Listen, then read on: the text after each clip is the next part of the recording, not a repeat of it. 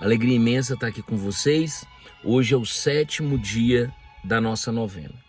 O tema é caminhar juntos no serviço. Que Deus nos abençoe em nome do Pai, do Filho e do Espírito Santo. O trechinho que está em Filipenses diz o seguinte: sendo ele de condição divina, não se prevaleceu de sua igualdade com Deus, mas se despojou, assumindo a condição de escravo e tornando-se semelhante aos homens.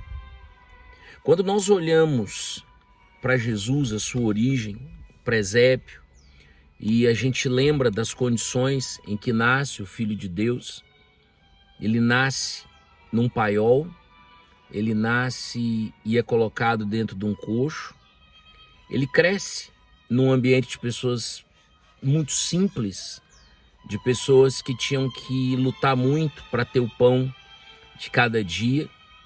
E aqui cabe uma reflexão importante, que é a seguinte: muitas pessoas, particularmente agora, nesse tempo de muita divisão, não só na sociedade, como divisão dentro da igreja, as pessoas ficam buscando formas ou elas ficam se manifestando, suas opiniões.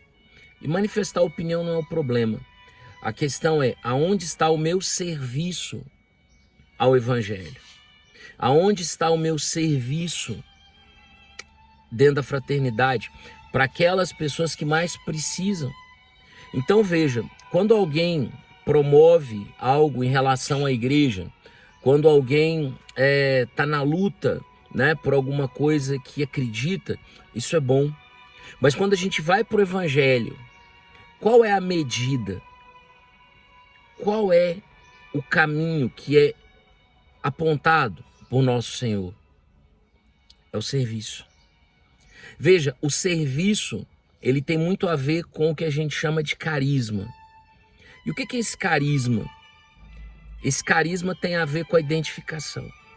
Se você pensar num carisma franciscano, ele não abole jamais a oração, mas ele tem um caráter aonde o trabalho direto aos pobres é muito grande. Se você pensar no carisma das carmelitas ou dos carmelitas, ele não abole a caridade, mas ele está muito ligado à contemplação, ao trabalho dentro do mosteiro e à dedicação de uma vida toda de oração por todo um povo que muitas vezes não reza. Isso também é missão. Então, o serviço é a prova cabal que você está de fato conectado à igreja.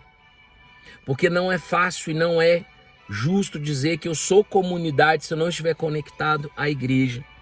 Por isso é importante a participação no grupo de oração, num movimento, numa pastoral, em algo que você fala, eu pertenço, eu faço parte. Por isso que é bom quando você tem um padre que você gosta mais, uma comunidade que você segue, Você acorda de madrugada e vai rezar com o Frei Gilson, tudo isso é maravilhoso. A pergunta é, e na minha comunidade, qual é a minha participação? Esse Cristo que vive em meio a pessoas que eu conheço, que tem rosto, que tem voz e que muitas vezes são difíceis de conviver. Talvez a minha missão prioritária esteja justamente lá. Que Deus nos abençoe. Fica com Deus. Forte abraço.